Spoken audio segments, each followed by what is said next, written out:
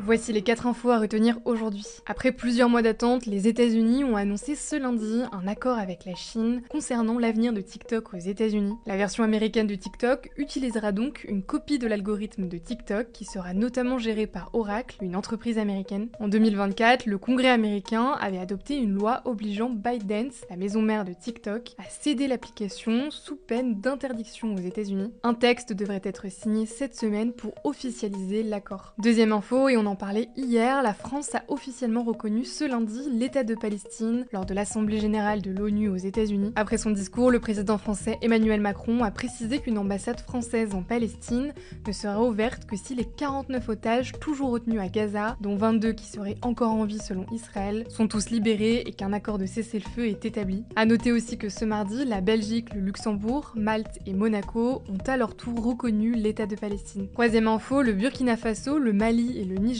3 pays d'Afrique de l'Ouest, ont annoncé ce lundi soir se retirer immédiatement de la Cour pénale internationale. Il s'agit d'un tribunal international reconnu par 125 pays qui juge notamment les crimes contre l'humanité. Selon eux, la CPI est un instrument de répression néocoloniale. Les 3 pays souhaitent mettre en place une cour pénale du Sahel pour juger localement les crimes les plus graves. Et on termine avec une actu plus légère, l'université du Tennessee aux États-Unis va lancer un cours d'histoire qui sera consacré à GTA. Il sera dispensé par le professeur Thor Olson à partir du 20 janvier 2026. L'idée sera en fait de retracer l'histoire des États-Unis depuis les années 80 par le prisme du jeu GTA. Des thèmes comme la violence en milieu urbain ou le rêve américain seront abordés. Pour plus d'infos, tu peux t'abonner à ce compte.